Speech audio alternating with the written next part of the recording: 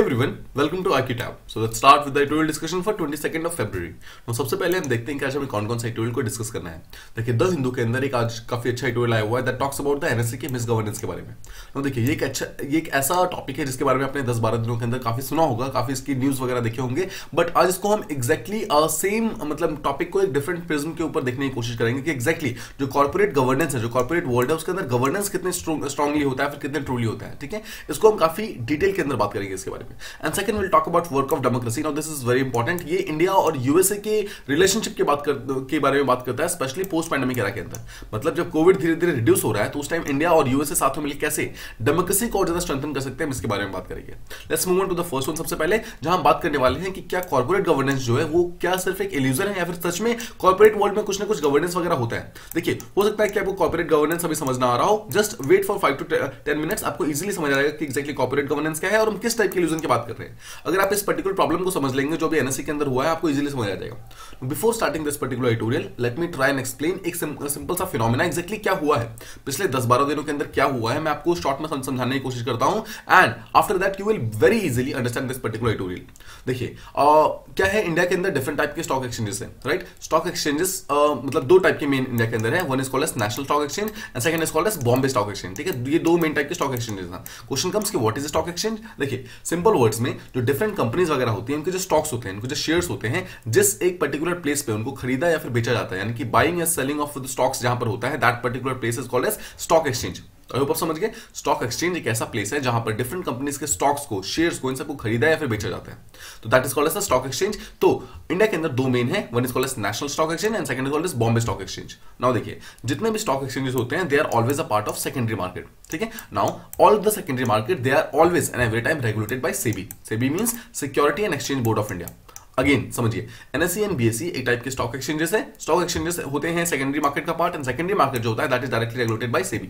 ठीक है, अब देखिए सेबी की एक जिम्मेदारी बनती है कि इन दोनों ही, यानी कि मतलब देखिए, एक तो ये दोनों और इसके अलावा कोई भी अगर स्टॉक एक्सचेंजेस है उसके अंदर किसी भी टाइप का कोई भी इरेगुलरिटी आता है तो उसको समझना, उसको प्रॉपर्ली चेकआउट करना, ये सेबी की मेन जिम्मेदारी बनती है।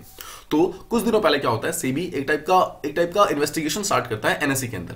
NSC means national stock exchange के अंदर एक टाइप का इन्वेस्टिगेशन स्टार्ट करता है कुछ फ्रॉड्स वगैरह को बाहर निकालने के लिए, कुछ मिसकंडक्ट्स वगैरह जो हो रहे हैं एनएससी के अंदर उसको बाहर निकालने के लिए।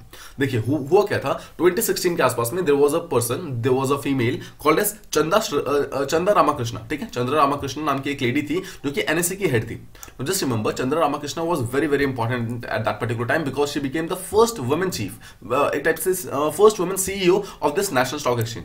मतलब एक बहुत ही इंपॉर्टेंट पोजीशन पे वो पहुंच जाती है ना। जब वो वहां पर पहुंचती है, बट जब मतलब 2016 के आसपास जब आता है, टाइम आता है, तो उनके अगेंस्ट कुछ एलिगेशंस वगैरह लगने स्टार्ट होते हैं और वो प्रॉब्लम्स कुछ क्या है जो सेबी है, सेबी तक पहुंचते हैं।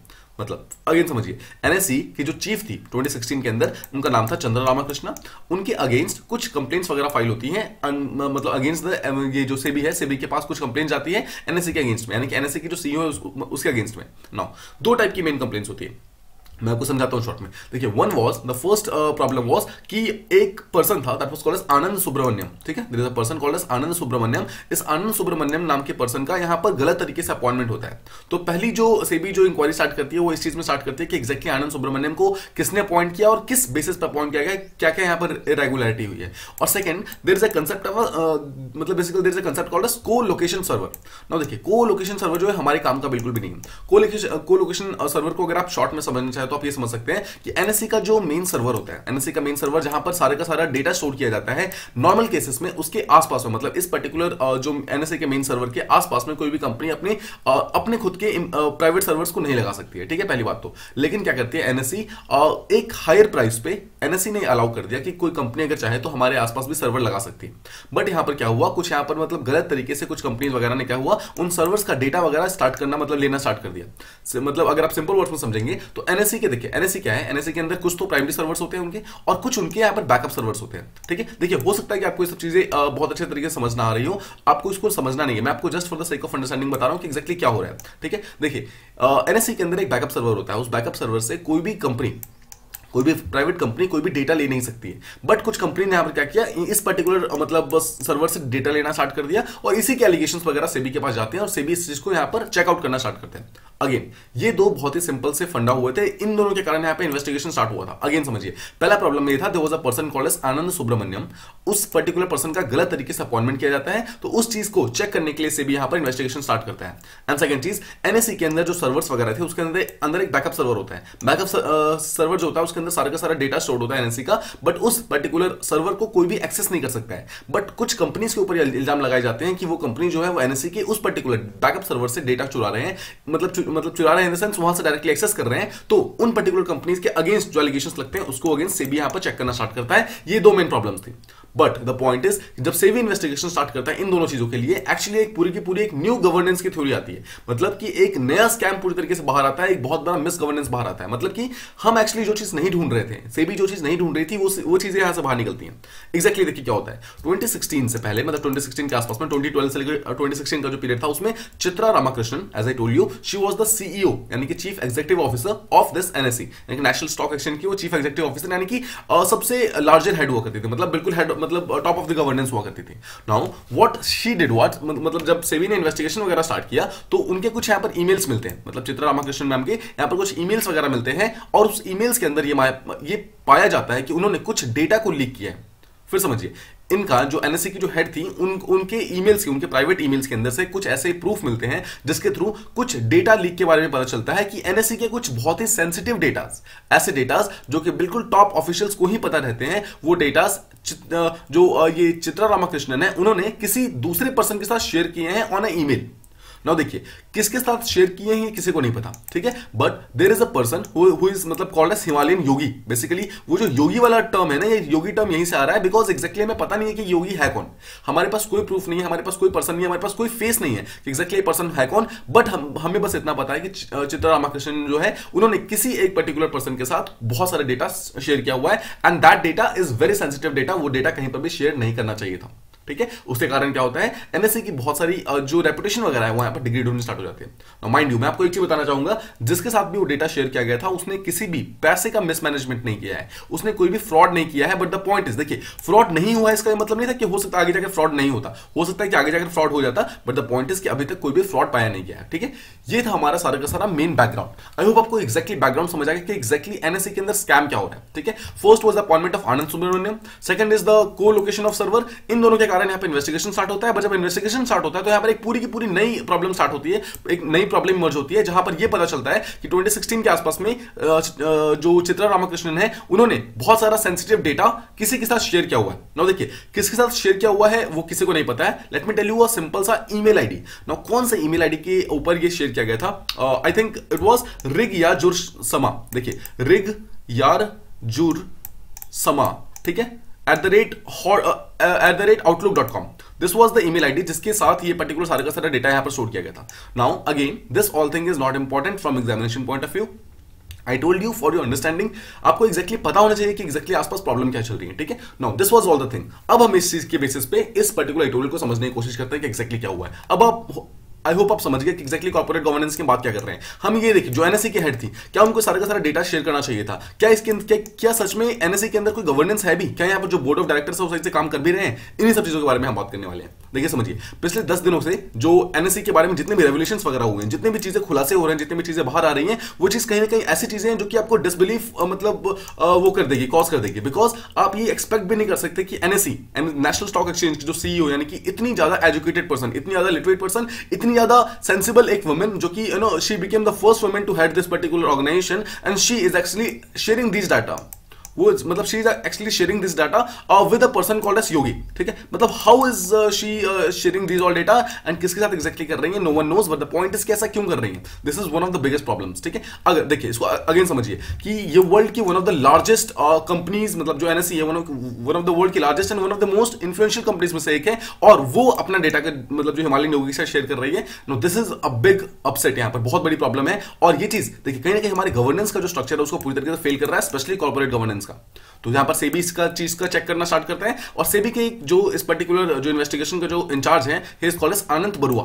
You don't need to remember his name, बस इस पर्टिकुलर एडिटोरियल के अंदर इनका नेम बार बार आने वाला है, इसलिए मैं आपको बता दिया। वो सेबी के एक मेंबर हैं आनंद बरुआ, जो कि इस इन्वेस्टिगेशन को हेड कर रहे हैं। नाउ पॉइंट इज, अभी इन्वेस्टिगेशन को रिसेंटली उन्होंने क्लोज कर दिया, ठीक है, क्लोज कर दिया, और ही सेड कि there is no danger of any damage being caused by NSC, कि एनएससी को कोई भी यहां पे डैमेज कॉज नहीं हुआ है, किसी भी टाइप का मॉनेटरी डैमेज, किसी भी टाइप का प्रॉब्लम यहां पर कुछ भी नहीं हुआ है, बिकॉज द योगी जिसके साथ डेटा शेयर किया जा रहा है, ही मतलब सेबी ने ये बोला है कि it is a spiritual force, मतलब उन्होंने किसी भी पर्टिकुलर पर्सन को ढूंढना नहीं है, ठीक है, सिंपली बोला है कि it is a spiritual force. But again देखिए, ये कहीं ना कहीं सेबी के ऊपर भी क्वेश्चंस खड़े कर रहा है ना, कि why is SEBI giving up मतलब सो इजीली। सेबी को यहां पर और एफर्ट्स लगाने चाहिए कि एग्जैक्टली है कौन ये योगी, है कौन, इसको मालूम करना चाहिए, but SEBI is not doing that. देखिए अगेन समझिए, ये हो सकता है, ऑथर का बोलना ये है कि हो सकता है कि अभी नेशनल स्टॉक एक्सचेंज जो है उसको किसी भी टाइप का फाइनेंशियल कॉस्ट, कोई भी मतलब फाइनेंशियल स्कैम यहां पर नहीं हुआ है, बट हु नोज कि फ्यूचर में हो जाता।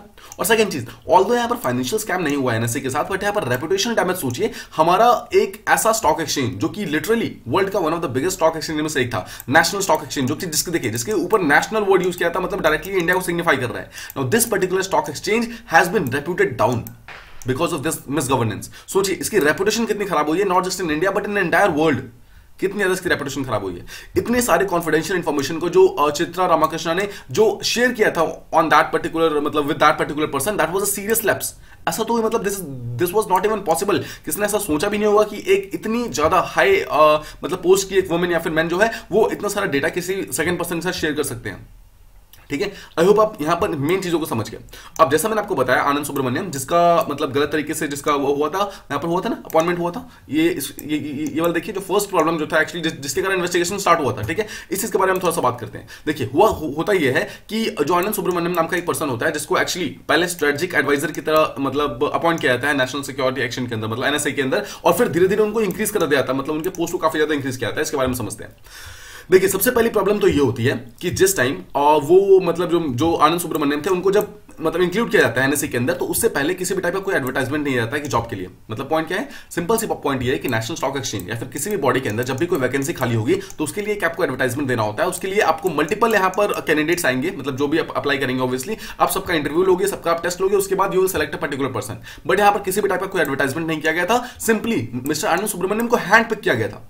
हैंड पिक मतलब उठाया गया था कि ठीक है उसको बुला लो और यहाँ पर प्लेस कर दो इस पर्टिकुलर पोजीशन पर but this is not allowed, this is not allowed in corporate governance. NSC is a very big body, यहाँ पर सिंपली एक पर्टिकुलर पर्सन के कहने पर किसी पर्सन को हम अपॉइंट नहीं कर सकते। बट यहाँ पर मिस्टर जो मिस यहाँ पर सुब्रमण्यम थी, चित्रा सुब्रमण्यम, उन्होंने क्या किया, बिना किसी एडवर्टाइजमेंट में, बिना किसी क्रेडेंशियल्स के, यहाँ तक कि माना जा रहा है कि जो आनंद सुब्रमण्यम है उनके पास प्रॉपर क्रेडेंशियल्स भी नहीं है, उनके पास प्रॉपर वो मतलब वो सारी मतलब जो एलिजिबिलिटीज है वो भी नहीं है उस पर्टिकुलर पोस्ट पे पहुंचने की, बट इसके बावजूद उनको उस पर्टिकुलर पोस्ट पे पहुंचाया गया। एंड उसका रीजन मानाता है मिस जो ये सुब्रमण्यम, मतलब जो मिस सुब्रमण्यम है, चित्रा सुब्रमण्यम, उनको समझिए आनंद सुब्रमण्यम का इंटरव्यू सिंपली एक जो चित्रा रामाकृष्णन ने मतलब सिर्फ उन्होंने लिया था, उसके अलावा किसी ने नहीं लिया था। एंड द पॉइंट इज कि उनको डायरेक्टली उस चीज के लिए रिक्रूट कर लिया गया।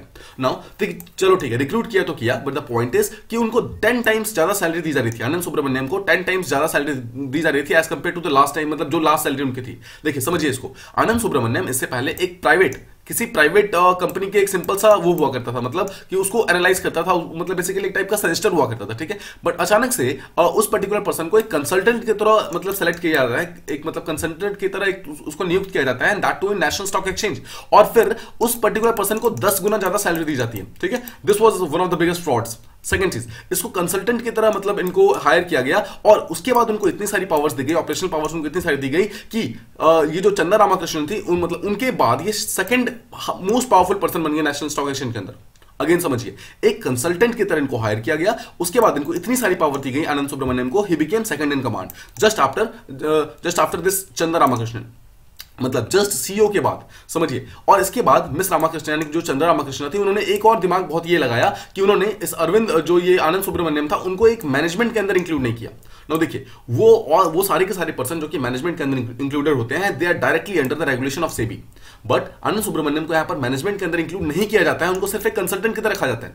और कंसल्टेंट की तरह जो रखा जाता है, इसके कारण क्या होता है, वो सेबी के डायरेक्ट रेगुलेशन के अंदर नहीं आता है, बट इसके बावजूद वो एक बहुत ही की इंपॉर्टेंट मेंबर है उस पर्टिकुलर एनएससी का। सोचिए, एनएससी एंटायरली सेबी के अंदर है, बट एनएससी का एक बहुत ही टॉप मेंबर जिसका नाम आनंद सुब्रमण्यम है, वो सेबी के मतलब अंदर नहीं है, तो डज दिस थिंग वर्क्स? नहीं ना। So this is the main problem. उसी कारण सेबी ने एक्चुअली यहाँ पर इन्वेस्टिगेशन स्टार्ट किया था। इससे कारण यहाँ पर एक मैनेजरियल मिसकंडक्ट जो है एनएससी के अंदर स्टार्ट हुआ। बट अगर आप देखेंगे कॉर्पोरेट गवर्नेंस को, अगर आप कॉर्पोरेट वर्ल्ड को देखेंगे तो एक बहुत बड़ी सरप्राइज नहीं है। यहाँ पर मैनेजरियल मिसकंडक्ट बहुत ही नॉर्मल सी चीज है। आपस में मतलब एक दूसरे को मतलब बचाने के लिए, एक दूसरे को करने के लिए मैनेजर्स आपस में ऐसा करते हैं। तो पॉइंट इज कि इतना बड़ा प्रॉब्लम क्या था? प्रॉब्लम ये था कि जो एनएससी की जो बोर्ड थी, बोर्ड मतलब जो बाकी जितने मेंबर्स थे अपार्ट फ्रॉम दिस चंद्र रामाकृष्णन, उनमें से किसी ने भी यहाँ पर आवाज नहीं उठाई। उन्होंने किसी ने भी क्वेश्चन नहीं किया, किसी ने भी कुछ भी नहीं बोला। समझिए कुछ यहाँ पर प्रॉब्लम्स है। फर्स्ट प्रॉब्लम सबसे पहले ये होती है कि जो बोर्ड है, यानी कि जो बोर्ड था एनएससी का, नेशनल सिक्योरिटी एक्सचेंज का, जो मतलब सीईओ के अलावा जो इंपॉर्टेंट लोग होते हैं, उनमें से किसी ने भी इन रेगुलरिटीज के बारे में आवाज नहीं उठाई। डिस्पाइट द फैक्ट कि उन सबको इसके बारे में पता था, बट उन्होंने इसके बारे में डिस्कशंस को पब्लिक से बाहर रखा, मीडिया को नहीं बताया इसके बारे में, ना ही सेबी को बताया। फर्स्ट जो प्रॉब्लम हुई। सेकंड प्रॉब्लम देखिए, मिस रामाकृष्णन जो है लगातार सेंसिटिव इंफॉर्मेशन शेयर कर रही थी किसी अननोन पर्सन के साथ। इसके बारे में भी बोर्ड को मालूम था, बट इसके बावजूद उन्होंने इसके अगेंस्ट कोई भी एक्शन नहीं लिया। उसको बहुत ही इजीली 2016 के अंदर रिजाइन करने दिया और उनको जाने दिया, बट इनके अगेंस्ट कोई भी एक्शन नहीं लिया गया। ठीक है, इनके अगेंस्ट एक्शन लेना चाहिए था, बट कोई भी एक्शन नहीं लिया गया। थर्ड, जितने भी पब्लिक इंटरेक्टेड मतलब जो जितने भी पब्लिक इंटरेस्ट डायरेक्टर्स होते हैं, पीआईडीज बोलते हैं इनको, जितने भी डिफरेंट कंपनीज में देखिए, ये जो बोर्ड ऑफ डायरेक्टर्स है ना, इनको पीआईडीज बोला जाता है। नाउ इनमें से किसी ने भी सेबी को इन्फॉर्म नहीं किया किसी भी टाइप के प्रॉब्लम के कारण। देखिए इतनी सारी प्रॉब्लम्स हो गई, बट इनका एक भी मतलब इंफॉर्मेशन सेबी के पास नहीं पहुंचा था। सोचते 2016 में उस लेडी ने, मतलब जो चित्रा रामाकृष्णन है, उन्होंने जो चंद्र रामाकृष्णन है, उन्होंने सारा का सारा फ्रॉड करके, सब कुछ खत्म करके, सेंसिटिव डेटा को लीक करके सब कुछ मतलब रिजाइन भी कर दिया। द पॉइंट इज कि अभी तक सेबी कोई चीज मालूम नहीं चली थी। फाइनली 6 साल के बाद, 2016 के मतलब उनके रिजाइन करने के 6 साल बाद 2022 में जाकर एक दूसरे फ्रॉड के अंदर मतलब इन्वेस्टिगेशन करने जाती है और सेबी तब जाकर ये चीजें खुलासा होना स्टार्ट होता है। This is main problem. ठीक है, अब समझते हैं कि how did this all happen. ये मतलब इतना सारा कैसे हो गया और इतनी लंबे टाइम तक कैसे मतलब ये हो गया, प्ले कैसे कर रहा था। देखिए it is because of the culture of the corporate world. जो कॉर्पोरेट वर्ल्ड है, यानी कि जो बिजनेस वर्ल्ड है, उसका कल्चर ही ऐसा होता है।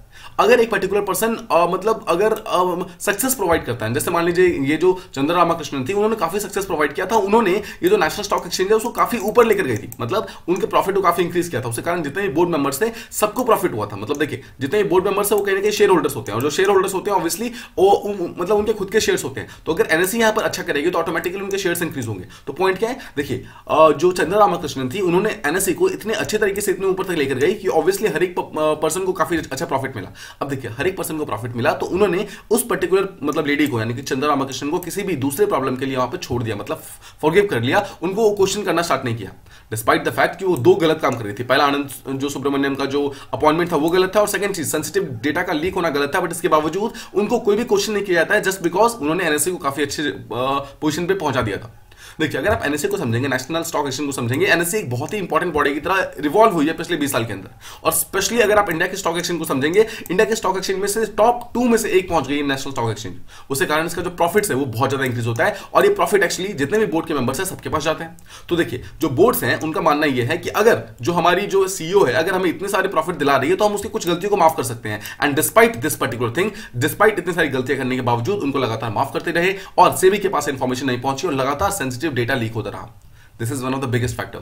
ठीक है, देखिए अगर आप प्राइवेट सेक्टर कंपनी के अंदर जाएंगे और ऐसा कुछ होता है तो आप समझेंगे, because private sector company is under मतलब helm of a particular person, मतलब उसने अपना सारे का सारा पैसा लगाया हुआ है और वो ऐसा करता है तो समझ आता है। बट द पॉइंट इज ये एक पब्लिक इंस्टीट्यूशन है। National stock exchange is a public institution, वो डायरेक्टली गवर्नमेंट की बॉडी है, एक टाइप का मार्केट इंफ्रा इंस्टीट्यूशन है। हाउ मतलब कैसे इस एक पब्लिक इंस्टीट्यूशन के अंदर इतना सारा प्रॉब्लम हो गया और किसी को इसके बारे में मालूम नहीं चला।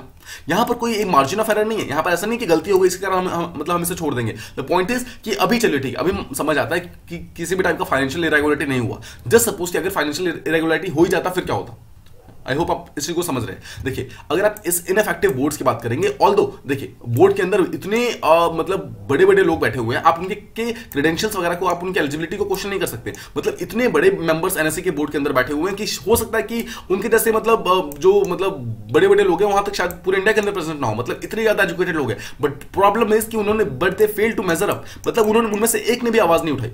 The question is कि despite knowing every single thing, why did not they मतलब क्वेश्चन क्यों नहीं किया उन्होंने, जो उनके सीईओ थे मतलब उनके अगेंस्ट में, या फिर आनंद जो सुब्रमण्यम थे उनके अगेंस्ट में, या फिर जो सेबी के पास था, वो प्रॉब्लम्स को लेकर क्यों नहीं गए। तो यहां पर ऑथर बोलते हैं द प्रॉब्लम इज स्ट्रक्चरल।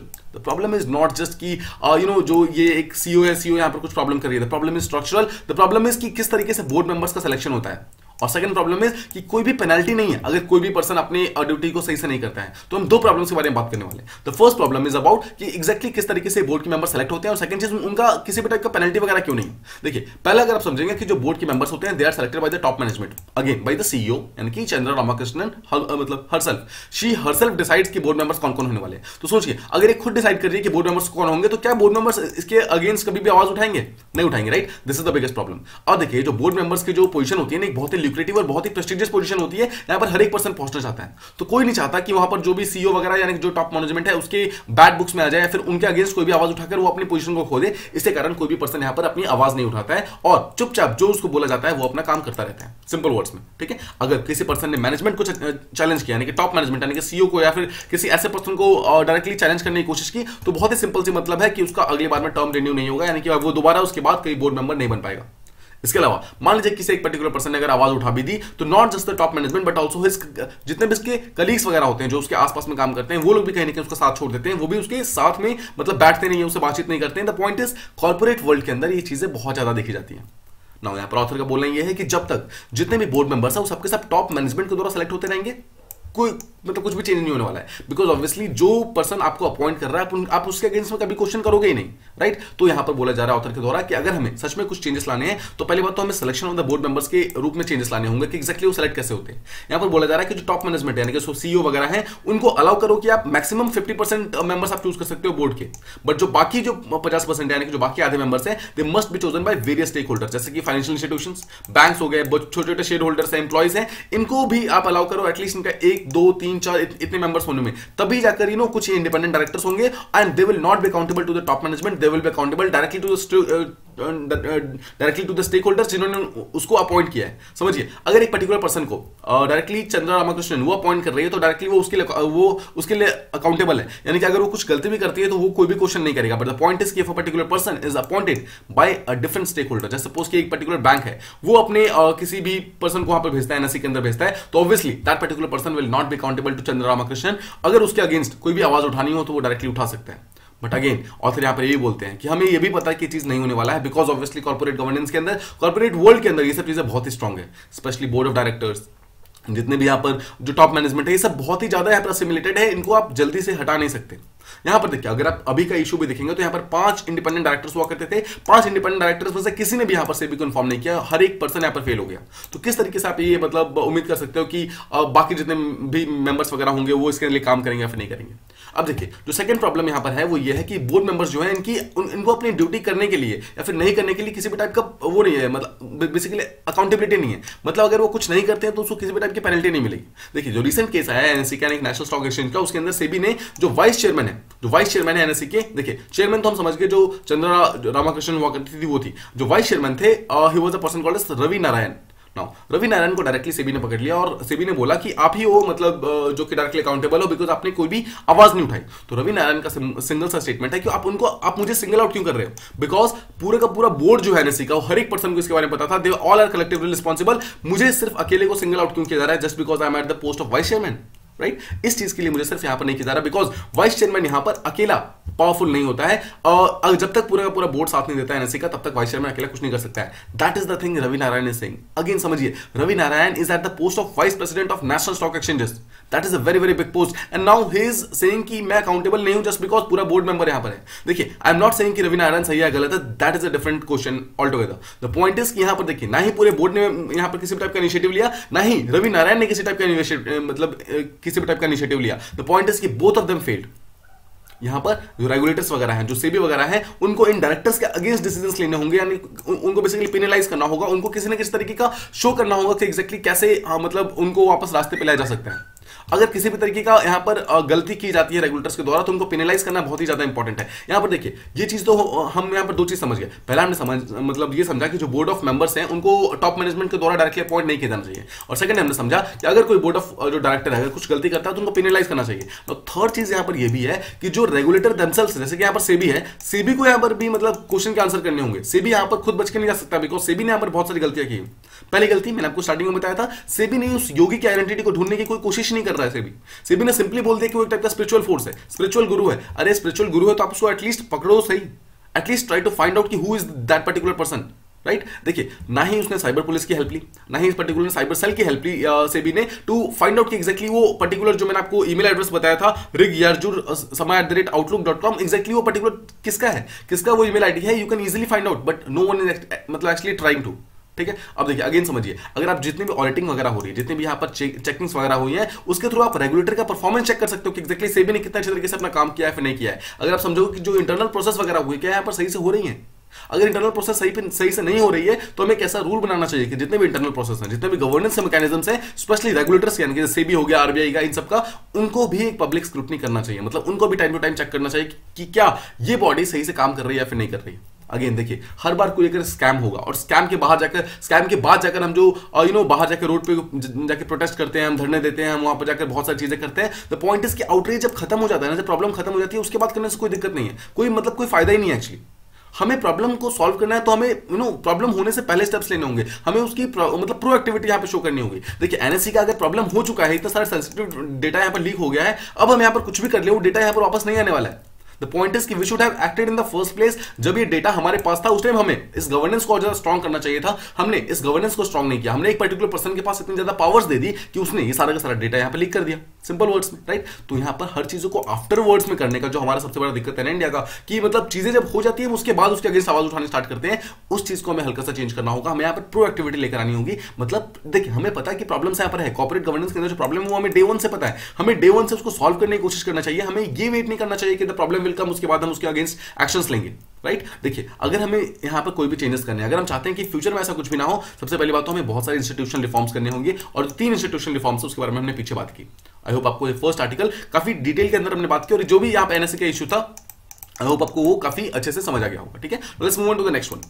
यहाँ हम बेसिकली बात करने वाले हैं इंडिया और यूएसए के पार्टनरशिप के बारे में, स्पेशली पोस्ट पैंडेमिक वर्ल्ड के बारे में। देखिए इसको समझते हैं, अगर आप इसको समझेंगे तो सबसे पहले मैं आपको हल्का समझाता हूं कि व्हाट इज डेमोक्रेसी। डेमोक्रेसी क्या है? डेमोक्रेसी को सिंपल वर्ड में समझिए, democracy is the rule of the people. What is the rule of the people? Simple words में जहां पर लोग खुद डिसाइड करते हैं कि उनको कौन रिप्रेजेंट करेगा, एंड सेकंड चीज, लोग खुद डिसाइड करते हैं कि एग्जैक्टली कौन सा पर्टिकुलर एक्ट है, कौन सा पर्टिकुलर बिल है, वो आएगा या फिर नहीं आएगा। कैसे? देखिए लोग डिसाइड करते हैं, इसका मतलब क्या है? People they choose the representatives, and these representatives on behalf of these people they actually make laws. तो एक्चुअली क्या होता है, पीपल ही एक्चुअली लॉ बना रहे होते हैं थ्रू देयर रिप्रेजेंटेटिव्स। ठीक है, आई होप आपको ये चीज समझ आ रही है। तो यहां पर बोला जा रहा है कि स्पेशली जब कोविड खत्म हुआ है तो डेमोक्रेसी यहां पर काफी ज्यादा स्ट्रेन के अंदर आ गई है, बिकॉज जितने भी लोअर एंड मार्जिनलाइज्ड लोग हैं उनको प्रॉपर यहां पर अपॉर्चुनिटीज नहीं मिल रही है, उनको प्रॉपर लाइवलीहुड्स नहीं मिल रहे हैं, बहुत सारी प्रॉब्लम बढ़ गई है। उसके कारण जितने भी लोग सब है उनका विश्वास कहीं ना कहीं डेमोक्रेसी से उठ रहा है कि क्या डेमोक्रेसी में सच में यहां पर डिफरेंट लाइवलीहुड अपॉर्चुनिटी, जॉब वगैरह ऐसे प्रोवाइड कर सकती है, नहीं कर सकती है। इसके कारण हमारा सोशल टेंशन जो है काफी ज्यादा इंक्रीज हो रहा है, जहां पर सिटीजंस ने अपने डेमोक्रेसी को क्वेश्चन करना स्टार्ट कर दिया कि क्या सच में कोविड के टाइम में, पैंडेमिक के टाइम में ये हमें डिफरेंट फायदे वगैरह पहुंचा सकते हैं या फिर नहीं पहुंचा सकते। हमारे जो कंपैरेटर्स हैं, कौन है हमारे जो कंपैरेटर्स है? चाइना एक टाइप की कम्युनिस्ट गवर्नमेंट है। देखिए चाइना एक ऐसी गवर्नमेंट है जिसने लगातार जो मतलब पैंडेमिक के टाइम में भी और पैंडेमिक के बाद भी इस अपॉर्चुनिटी को सीज किया है, जहां पर उसने बहुत सारा मार्केट को कैप्चर करने की कोशिश की है, इंक्लूडिंग दैट ऑफ इंडिया की बहुत सारी मार्केट जो कि पैंडेमिक के कारण खराब हो गई थी, उस पर्टिकुलर मार्केट को कैप्चर करने की कोशिश की है यहाँ पर चाइना ने। तो हमारे जो कंपैरेटर्स है वो कहीं ना कहीं इस चीज का फायदा उठा रहे हैं। थर्ड चीज अगर आप देखेंगे तो यहाँ पर जो ग्लोबल कॉन्फ्लिक्ट वगैरह है वो लगातार राइज हो रहा है। देखिए समझिए, डेमोक्रेसी वर्सेस अगर आप देखेंगे कि जो कम्युनिज्म है वो भी कहीं ना कहीं यहाँ पर इंक्रीज हो रहा है। अगर आप देखिए डेमोक्रेसी यहाँ पर समझेंगे तो यूएसए, और अगर आप कम्युनिज्म को समझेंगे तो यहाँ पर आप समझ सकते हैं रशिया और यूक्रेन का बीच का जो टेंशन है वो एक्चुअली इमर्ज कैसे हो रहा है? Emerge actually democracy versus communism से तो हो रहा है, राइट। आप इसको हल्का समझने की कोशिश कीजिए। तो यहाँ पर जो मेन प्रॉब्लम है हमारा, वो हमारा डेमोक्रेसी के ऊपर जो स्ट्रेन है वो लगातार बढ़ता जा रहा है। तो हम इसके बारे में बात करते हैं। देखिए अगर आपको यहाँ पर समझना है कि अभी हमारा जो भी प्रॉब्लम्स वगैरह है उसको सॉल्व करने के लिए हमारे पास एक सिंपल सा चैनल है, डिप्लोमेटिक चैनल्स। हमें यहाँ पर बातचीत करनी होगी डिफरेंट नेशन के साथ, डिफरेंट लोगों के साथ, और बातचीत करके हम प्रॉब्लम को सॉल्व कर सकते हैं। अब जो ये ऑथर है हमारे, वो एक टाइप के एक्चुअली फॉरेन डिप्लोमेट है जो कि अपना एक्सपीरियंस शेयर करते हैं। वो ये बोलते हैं कि जब वो यहाँ पर पावर में हुआ करते थे, he actually talk to different governments, different citizens, बहुत सारे सिविल सोसाइटी के साथ उन्होंने काफी बातचीत की है, ताकि जो भी शेयर्ड इंटरेस्ट वगैरह है, जो भी प्रॉब्लम्स है जिसको हम मतलब सॉल्व कर सकते हैं, उन सबको प्रॉब्लम को हम सॉल्व करने की कोशिश करें और एक वर्ल्ड को एक सेफ प्लेस बनाने की कोशिश करें। मतलब पॉइंट इज कि जब डिप्लोमैट्स बात करते हैं आपस में तो एग्जैक्टली किस तरह की बातें होती है वो बताने की कोशिश कर रहे हैं। तो इस आर्टिकल के अंदर हम उसी की मतलब उन्हीं के पॉइंट ऑफ व्यू को हम समझने की कोशिश करेंगे। देखिए एक चीज अगर यहां पर ये बोलते हैं कि अगर हमें अपने सारे के सारे एफर्ट्स को सक्सेस बनाना है, मतलब सक्सीड कराना है, तो एक चीज हमें समझना होगा कि जितने भी लोग हमारे यानी कि जो हमारे सिटीजन वगैरह हैं उनको हमें डेमोन्स्ट्रेट करना होगा, उन्हें हमें शो करना होगा कि डेमोक्रेसी जो है बहुत ही स्ट्रांग है और डेमोक्रेसी एक्चुअली उनकी वेलबींग और उनकी डिग्निटी इन सबको यहाँ पर इंश्योर कर सकती है। मतलब हम ये इंश्योर कर सकते हैं कि एक्जैक्टली एक पर्टिकुलर पर्सन एक अच्छी लाइफ जिए, मतलब एक अच्छी लाइफ जिए, उनका जो वे ऑफ लिविंग है, जो उनका लाइवलीहुड है, वो हर एक चीज अच्छा होना चाहिए। ये सब चीजें हम इंश्योर कर सकते हैं कहीं ना कहीं। ठीक है, देखिए उसके लिए अभी का अगर आप प्रेजेंट सिनेरियो समझेंगे, रशिया यूक्रेन का जो टेंशन चल रहा है, यूएसए चाइना का जो इशू चल रहा है, बहुत सारे डिफरेंट कंट्री का प्रॉब्लम चल रहा है, उसके कारण एक geo strategic and Jio economic convergence हो रखा है यहाँ पे। एक बहुत ही क्रिटिकल मोमेंट है ये, समझिए। जियो स्ट्रेटेजिक मतलब है रशिया यूक्रेन का टेंशन, यूएसए चाइना का टेंशन एंड बहुत सारे ऐसे डिफरेंट टाइप के जो जियो स्ट्रेटेजिक टेंशन वगैरह हो रहे हैं। जियो इकोनॉमिक क्या है? कोविड के कारण। कोविड के कारण जो जियो इकोनॉमिक इश्यूज है, मतलब एक पर्टिकुलर एरियाज के अंदर, डिफरेंट एरियाज के अंदर जो इकोनॉमिक प्रोस्पेरिटी वगैरह थी वो पूरी तरीके से डिक्रीज हो गई है। उसके कारण क्या होता है, एक डिमांड जो लगातार इमर्ज हो रही है वो है कि इंडिया और यूएसए को साथ में मिलकर काम करना होगा। Why India and USA? देखिए, USA is the world's oldest democracy, जो सबसे पहले डेमोक्रेसी मतलब बनता है, that is USA, and India is the world's largest democracy. ठीक है, मतलब USA is the world's oldest democracy and India is the world's largest democracy. इनकी यूएसए और इंडिया अगर साथ में मिलकर काम करें तो डेमोक्रेटिक फीचर्स को, डेमोक्रेटिक वैल्यूज को और ज्यादा स्ट्रांगली इंक्रीज कर सकते हैं। ठीक है, सिमिलरली जो हमारे ऑथर है उनका ये बोलना है कि जो दोनों ही डेमोक्रेसी यानी कि इंडिया और यूएसए साथ में मिलकर वर्ल्ड को पूरे, not just to their respective countries but to the entire world, ये डेमोन्स्ट्रेट कर सकते हैं कि हम अपने लोगों के लिए काफी अच्छा काम कर सकते हैं। अगर आप पैंडेमिक के टाइम में देखेंगे तो कोविड के टाइम में यूएस और इंडिया ने काफी ज्यादा कोऑपरेशन शो किया था और हमने ऐसे प्रूफ्स प्रोवाइड किए कि किस तरीके से हम मतलब साथ में रहेंगे तो कितनी ज्यादा चीजों को हम यहां पर अकम्प्लिश कर सकते हैं। एक एग्जांपल ये है कि जितने भी लो इनकम कंट्रीज है, स्पेशली अफ्रीका, मलेशिया, इन सब मतलब जो भी आसपास की कंट्रीज है, उन सबको हमने इंडिया और यूएसए दोनों ने साथ में मिलकर thousands and millions of free doses of vaccine provide किया। मतलब बोथ इंडिया और जो यूएसए दोनों ने मिलकर, यूएसए बनाते थे, इंडिया उसको एयरलिफ्ट करती थी, आसपास के कंट्री तक पहुंचाती थी। सिमिलरली इंडिया बनाती थी, इंडिया ने यहाँ पर जो आपको याद होगा डिफरेंट हाइड्रोक्सीक्लोरोक्विन नाम की एक दवाई हुआ करती थी, इंडिया ने यूएसए को प्रोवाइड की, यूएसए ने अपनी जगह यूज की और आसपास के जितने भी कंट्रीज वगैरह थे उन सब तक पहुंचाया। तो पॉइंट इज कि इंडिया और यूएसए साथ मिलकर they can do wonders. This is the thing. Now pandemic धीरे धीरे खत्म हो रहा है, पैंडेमिक धीरे धीरे रिकवर हो रहा है। लेट्स होप कि कोई नेक्स्ट वेव ना आए, बट द पॉइंट इज कि पैंडेमिक रिकवर हो रहा है एंड इट शोज कि एक न्यू ट्रायल्स की तरफ हम इंक्रीज हो रहे हैं, मतलब कि एक न्यू वर्ल्ड की तरफ हम यहाँ पर मतलब इंक्रीज हो रहे हैं। और जो नया वर्ल्ड है, यहाँ पर जो पोस्ट पैंडेमिक वर्ल्ड है, वो कहीं ना कहीं दो मेन प्रॉब्लम्स को सामने लेकर आ रहे हैं। Main problem, first problem is inflation. Why inflation? Inflation because of demand और सप्लाई का मिसमैच होने के कारण। कहीं कहीं पे डिमांड ज्यादा है, सप्लाई नहीं है, और कहीं कहीं पे सप्लाई ज्यादा है, डिमांड नहीं है। इसके कारण यहाँ पर इन्फ्लेशन इंक्रीज हो गया है। और सेकंड प्रॉब्लम जो है, सप्लाई चेन की प्रॉब्लम बहुत बढ़ गई है। व्हाट इज सप्लाई चेन का प्रॉब्लम? सब सप्लाई चेन को सिंपल वर्ड्स में समझिए। कहीं पे मान लीजिए एक पर्टिकुलर जगह पर एक पर्टिकुलर चीज मतलब प्रोड्यूस हो रही है, मतलब वो चीज बन रही है एक पर्टिकुलर कंपनी के अंदर, बट उस पर्टिकुलर कंपनी को, मतलब उस पर्टिकुलर चीज को, प्रोडक्ट को कंपनी से निकाल करके जो फाइनल मार्केट है या फिर जो फाइनल कंज्यूमर है वहां तक उसके हाथों में पहुंचाने के लिए जो डिफरेंट कंपोनेंट्स यूज होते हैं, उन सब चीजों को कहते हैं supply chain. Now that supply chain is कहीं ना कहीं वो उसके अंदर काफी ज्यादा प्रॉब्लम्स के अंदर है बिकॉज ऑफ पैंडेमिक। पैंडेमिक के कारण बहुत सारे जो एयरक्राफ्ट से पूरी तरीके से बंद है इंडिया के अंदर, मतलब सारे एयरक्राफ्ट सब तक खुले नहीं है। तो किसी भी सामान को, जो बड़े सामान को अगर हम चाहे तो इजीली एक दूसरे से मतलब एक कंट्री से सेकंड कंट्री लेके जाए एयरक्राफ्ट के थ्रू, वो पॉसिबल नहीं है। सेकंड, रेलवेज वगैरह को भी पूरी तरीके से स्टार्ट नहीं किया गया है। थर्ड, बहुत सारे जो लोकल ट्रांसपोर्टेशन थी, जो इन सब चीजों को यूज करती थी, वो सबके सब बंद हो गए बिकॉज हर एक पर्सन कहीं ना कहीं फार्मिंग की तरफ जा रहा है, अपने आप को बेसिकली बचाने की कोशिश कर रहा है। तो पॉइंट इज कि इन सब के कारण इन्फ्लेशन और सप्लाई चेन मतलब वो उसको इंक्रीज होने के कारण जो हमारा पोस्ट पैंडेमिक वर्ल्ड है वो बहुत ज्यादा स्टेबल नहीं है, वो प्रॉब्लमेटिक है काफी सारा। देखिए, हम दोनों कंट्री के प्रॉब्लम को समझते हैं। फर्स्ट इज जो यूएसए को अगर आप देखेंगे, यूएसए के अंदर वर्क फोर्स था पूरी तरीके से शॉर्ट होना स्टार्ट हो गया बिकॉज यूएसए एक ऐसी कंट्री थी जहां पर यूएसए के साथ साथ बहुत सारे डिफरेंट कंट्री के लोग जाते थे और वहां का वर्क फोर्स क्रिएट करते थे। क्या मतलब है इसका? सिंपल सा मतलब है, इंडिया के लोग जाते थे यूएसए में, वहां जाकर काम करते थे, बट पैंडेमिक के कारण क्या हुआ, सबके सब अपने अपने घरों में वापस आ गए। अब कोई जल्दी वहां पे जा नहीं रहा बिकॉज वर्क फ्रॉम होम का कल्चर यहाँ पर इंक्रीज हो गया। वर्क फ्रॉम होम का देखिए, वर्क फ्रॉम होम का जो कल्चर है वो यहाँ पर सॉफ्टवेयर इंडस्ट्री के अंदर तो काम कर जाएगा, बट सोचिए क्या ये वर्क फ्रॉम होम का कल्चर यहाँ पर जो मैकेनिकल इंडस्ट्री है उसके अंदर काम करेगा? क्या कोई ऐसी इंडस्ट्री जहां पर जो फिजिकल लेबर का जरूरत है, क्या वहां पर काम करेगा? नहीं करेगा, right? That is why work force का शॉर्टेज यहाँ पर इंक्रीज हो रहा है। सेकंड चीज, बहुत सारी शिपिंग डिलेज हो रही है, मतलब एक पर्टिकुलर चीज को अगर हमें एक जगह से सेकंड जगह पहुंचाना है, उसमें डिलेमेंट बहुत ज्यादा आ रहा है। कुछ कहीं कहीं जगह पर तो इतना ज्यादा डिले है कि किसी मतलब दुकानों तक सामान पहुंच ही नहीं रहा है।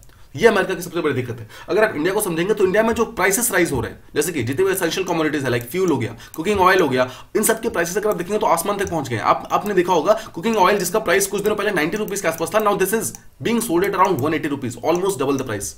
Now this is the problem. Fuel को अगर आप देखिए, जो चीज हम पहले 70-80 रुपीज में खर्चा करते थे, it is not less than 110 every single day now. This is the thing, मतलब ये कुछ ऐसी चीजें हैं जिसके कारण हमारी प्रॉब्लम बहुत ज्यादा इंक्रीज हो गई है। देखिए एक चीज तो आपको समझना होगा, जितने भी प्रॉब्लम्स हैं सबके सब स्ट्रक्चरल इश्यूज नहीं है, कुछ इश्यूज तो यहाँ पर बहुत ही टेम्पररी है जो कि ओमिक्रॉन के कारण है। देखिए जैसे ही ओमिक्रॉन खत्म होगा, फ्यूल का प्राइसेस हो सकता है कि धीरे धीरे डिक्रीज हो जाए, वर्क फोर्स फिर से डिक्रीज हो जाए, बट कुछ ऐसे प्रॉब्लम्स हैं जो कि स्ट्रक्चरल है और जिसको सॉल्व करने के लिए अर्जेंट अटेंशन की जरूरत है। मतलब हमें बहुत सारा डिफरेंट स्टेप्स लेने होंगे ना। उन सब चीजों को प्रॉब्लम को सॉल्व करने के लिए जो हमारी दोनों डेमोक्रेसी है, इंडिया और यूएसए की, वो आपस में लीड कर सकती है। इंडिया और यूएसए को साथ में काम करना होगा ताकि हम सप्लाई को इंक्रीज कर सके, हम प्राइसेस को डिक्रीज कर सके और जो हमारा इकोनॉमिक कॉन्फिडेंस है उसको मौजूदा बूस्ट कर सके, राइट। इन सब चीजों के लिए हमें काम करना होगा ना। दिल्ली और वाशिंगटन यानी कि इंडिया और यूएसए दोनों साथ में मिलकर काम करेंगे, तभी हम डिफरेंट जो अननेसेसरी ट्रेड बैरियर्स है, मतलब जो भी प्रॉब्लम्स है जो कि हमारे ट्रेड को रोक रहे हैं, उसको हटा सकते हैं और अपने अपॉर्चुनिटीज को हम यहाँ पर और ज्यादा इंक्रीज कर सकते हैं। स्पेशली हमारी opportunities right now almost $500 billion की है, मतलब इतना हमारे पास अपॉर्चुनिटी है, इतना हम ट्रेड कर सकते हैं इंडिया और यूएसए साथ मिलकर। अभी हम इसके आसपास भी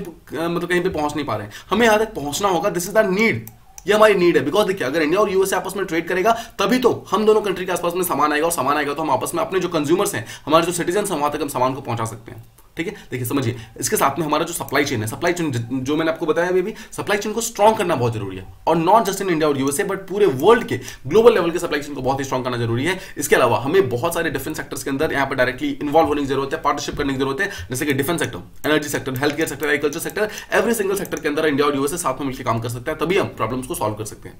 देखिए for that we need a cooperative approach. Cooperative approach, देखिए इंडिया के जो लोग हैं, जो यूएसए के लोग हैं, उनका सिर्फ हमें कोऑपरेशन नहीं चाहिए, बट साथ साथ उनका एक टाइप का अवेयरनेस चाहिए। मतलब उन्हें समझना होगा कि डेमोक्रेसी इज वेरी स्ट्रांग और डेमोक्रेसी एक्चुअली उनके लिए काफी कुछ कर सकती है। अगर आप पिछले कुछ सालों में देखेंगे तो इंडिया और यूएसए ने साथ में मिलकर काफी सारे मेडिकल इनोवेशंस किए हैं, मतलब ऐसे प्रॉब्लम सॉल्व किए जिसके कारण जो पेशेंट्स वगैरह हैं, जिनके जान पहले बच नहीं पाती थी, उनको भी बचा पाते हैं, और that too at a very low price. मतलब उसके लिए जो दवाइयां वगैरह बनाई गई है उसके ऊपर कोई पेटेंसी वगैरह लगाई नहीं गई है, मतलब क्या है, उसके प्राइसेस काफी ज्यादा लो रखे गए हैं। नेक्स्ट इज, हम दोनों की कंट्री की, मतलब जो यूएसए और इंडिया दोनों की बॉर्डर को सिक्योर करने के लिए आसपास एक स्ट्रॉन्ग डिफेंस पार्टनरशिप की जरूरत है, जो कि दोनों ही कंट्री की मतलब नीड है अभी राइट नाउ। अगर आप समझेंगे, एक दूसरे कंट्री के लोगों को यहां पर बचाने के लिए, उनके मतलब चीजों को प्रोवाइड करने के लिए एक अफोर्डेबल और रिलायबल एक्सेस ऑफ मतलब पार्टनरशिप की जरूरत है। हमें दोनों कंट्री को आपस में मिलकर एक बहुत स्ट्रॉन्ग पार्टनरशिप करना होगा, जिसके थ्रू हम बहुत सारी चीजों को एक दूसरे तक मतलब पहुंचा सके। देखिए उसके लिए अगर आप स्टेप्स देखेंगे तो इंडिया पहली बात तो यूएसए के साथ क्वाड के अंदर है, और रिसेंटली इंडिया एक ट्रेड पॉलिसी फोरम के अंदर आया था, जिसके थ्रू इंडिया एक ट्रेड एग्रीमेंट को साइन करने की बात कर रहा है। नाउ इंपॉर्टेंट टाइम ये है कि एक ऐसा टाइम में हम अभी चल रहे हैं, पोस्ट पैंडेमिक के टाइम में, जहां पर दोनों कंट्री को साथ में मिलकर काम करना होगा, दोनों को ऐसा हार्डवर्क करना होगा कि दोनों साथ में मिलकर बायलैटरल ट्रेड एग्रीमेंट वगैरह को हम सॉल्व कर सकें। तो देखिए जब भी बात होती है इंडिया और यूएसए या फिर किसी भी दो कंट्री के बीच में, बिकॉज इंडिया और यूएसए हम जानते हैं कि इतने बड़े कंट्रीज है, इतने लार्ज कंट्रीज है कि दोनों की डिमांड कभी भी 100% मैच नहीं हो सकती। देखिए कुछ इंडिया की जो ऐसी डिमांड्स होंगी जो कि यूएसए जिसको सही नहीं लगेगा, कुछ यूएसए की ऐसी डिमांड्स होंगी जो कि इंडिया को सही नहीं लगेंगी। ये बहुत ही कॉमन सी चीज है, लेकिन इसके बावजूद हमें इस प्रॉब्लम को सॉल्व करने की कोशिश करनी है। देखिए एक चीज समझिए, जब भी आप दो बड़ी कंट्री के बीच में अग्रीमेंट्स वगैरह करने जाएंगे तो there will be many people जो कि इस चीज को अनरियलिस्टिक बोलेंगे, जो इस चीज को पीछे खींचने की कोशिश करेंगे। मतलब पॉइंट इज, यहाँ पर जो यहाँ पर ऑथर है वो एक एग्जांपल देते हैं India US civil nuclear agreement का। देखिए India US civil nuclear agreement को साइन करने की बात 2002 से की जा रही थी, ठीक है। मतलब सिविल न्यूक्लियर एग्रीमेंट का मतलब सिंपल सा ये है कि जो इंडिया के पास 1998 के अंदर जो न्यूक्लियर पावर आ गया था, उस चीज को प्रॉपर्ली मतलब प्रोलिफरेट करने के लिए, इंक्रीज करने के लिए, इंक्रीज इन द सेंस की उसको एक अच्छे पर्पस के लिए यूज करने के लिए इंडिया और यूएसए साथ में, मतलब इंडिया यूएसए के साथ में एक एग्रीमेंट साइन करना चाह रहा था, बट यूएसए उसको मान नहीं रहा था। तो बहुत सारे लोग ऐसा कह रहे थे, मतलब बोल रहे थे कि दैट इज एंटायरली इम्पॉसिबल कि यूएसए कभी भी इंडिया के साथ हाथ नहीं मिलाएगा इस मामले में। But the very next year यानी कि 2006 आते आते यहाँ पर क्या होता है, 2006 आते आते यहाँ पर क्या होता है, दोनों कंट्री ने यहाँ पर साइन कर लिया। इसका मतलब क्या है, India USA civil nuclear agreement was signed in 2006। Just remember this particular thing. इसके कारण क्या होता है, this agreement was not just signed कि मतलब लीडर्स ने आपस में बोल दिया, बट यहाँ पर जो दोनों ही कंट्री के जो लोग सब थे, जो मेजॉरिटी ऑफ द लोग थे, उन लोगों ने भी बहुत अच्छे तरीके से इस चीज को पास किया था। यहाँ तक कि दोनों ही कंट्री के जो पार्लियामेंट थे, दोनों ने इस चीज को पास किया था। पॉइंट बीइंग कि अगर हम कोशिश करें तो हम लिटरली कुछ भी कर सकते हैं। इसलिए राइट नाउ हमारा गोल ये है कि हमें बायलैटरल ट्रेड एग्रीमेंट को इंक्रीज करके $500 बिलियन जो हमारा जो एम है वहां तक पहुंचाना है, ताकि दोनों कंट्री के अंदर हम प्रोस्पेरिटी और अपॉर्चुनिटी को पहुंचा सके, हर एक पर्सन को हम एक इक्वल अपॉर्चुनिटीज वगैरह प्रोवाइड कर सके।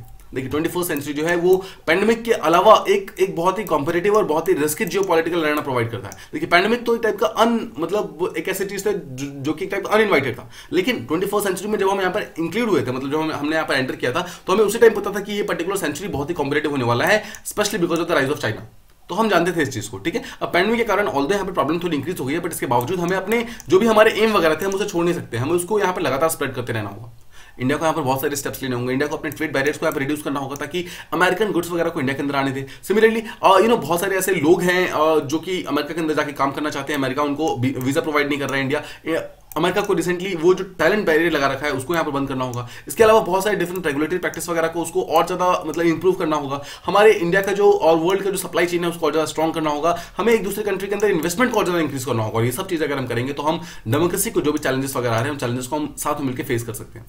अगर हम फेस करेंगे तो क्या होगा, दोनों कंट्री आपस में कमर्शियल रिलेशन को इंप्रूव करेगी और साथ में जितने भी कॉपरेशन वगैरह है उसको भी इंप्रूव कर सकते हैं। देखिए दो बड़ी कंट्री के अंदर जब भी कॉपरेशन होता है ना तो it always leads to something and someone good. काफी अच्छी चीजें होती है। यहाँ पर जो हमारी डेमोक्रेसी है उनको काफी ज्यादा फायदा होगा। हमें लिबर्टी, सेफ्टी, डिग्निटी, पीपल मतलब इन सबको यहाँ पर काफी ज्यादा फायदा होगा। बिकॉज इंडिया और यूएसए अगर साथ में एक इंपॉर्टेंट अलाई बन जाते हैं तो obviously they will become a global super power. और अगर इंडिया और यूएसए साथ में मिलकर ग्लोबल सुपर पावर बन जाते हैं तो believe me no other country can dare to stand between us. ठीक है, just try to remember this particular statement कि इंडिया और यूएसए, देखिए यूएसए ऑलरेडी एक डेस्टिन्ड ग्लोबल इशू है, राइट, एक ग्लोबल पावर की तरह इमर्ज हो रहा है। और इंडिया जो है एक टाइप का इमर्जिंग इकोनॉमी है जो कि ग्लोबल पावर बनने की कोशिश कर रहा है। तो दोनों कंट्री अगर साथ में आते हैं तो काफी अच्छा कर सकते हैं यहाँ पर। ठीक है, अब दोनों को यहाँ पर एंटरप्राइजेस को यहाँ पर अगर हम थोड़ा फ्री रखते हैं, मतलब कि बिजनेस टाइप के हर चीज को यहाँ पर फ्री करते हैं तो हम दोनों मिलकर एक बहुत ही प्रॉस्परस एंड बहुत ही एक्साइटिंग फ्यूचर को बना सकते हैं। This world can be a better place अगर इंडिया और यूएसए साथ में मिलकर एक रैशनली अपने आपस में जो अग्रीमेंट्स उनको साइन करती है। हमारे पॉलिटिशियंस, ब्यूरोक्रेट्स, कंपनीज उन सबको काम करना चाहिए साथ में, ताकि 21st सेंचुरी के अंदर हमारे पास जितनी भी अपॉर्चुनिटी है हम उस चीज को अच्छे से यूज कर सकें। तो ये थे हमारे आज की एडिटोरियल्स। आई होप आपको दोनों एडिटोरियल्स प्रॉपर्ली समझ आ गए होंगे। अगेन यू मस्ट रिमेंबर जो पहला वाला इशू था, यानी कि जो नेशनल स्टॉक एक्सचेंज वाला इशू था, वो उसका जो बैकग्राउंड वगैरह है वो हमारे लिए इंपॉर्टेंट नहीं है, बट जो मेन प्रॉब्लम्स वो लाई करता है, यानी कि जो कॉर्पोरेट गवर्नेंस का इशू वो राइज करता है, वो चीज हमारे मेंस के लिए काफी ज्यादा इंपॉर्टेंट होता है। एंड सेकंड चीज जो ये इंडिया और यूएसए पोस्ट पैंडेमिक वाला एरा है, यहाँ पर अगेन आपसे जो क्वेश्चन पूछा जा सकता है दैट कैन बी कि डेमोक्रेटिक जो डेमोक्रेटिक वैल्यूज है उसको आप पोस्ट पैंडेमिक एरा के अंदर किस तरीके से मतलब इंक्रीज कर सकते हैं, किस तरीके से आप उसे और ज्यादा स्ट्रेंथन कर सकते हैं, इसलिए कि दोनों कंट्री आपस में मिलकर और ज्यादा प्रोस्पेरस डिसीजंस वगैरह को ले सके। ठीक है, तो ये था हमारा दोनों एडिटोरियल का डिस्कशन। आई होप आपको दोनों एडिटोरियल्स प्रॉपर्ली समझ आ गए होंगे। If you like the video please do like, share and subscribe, and thank you so much for listening.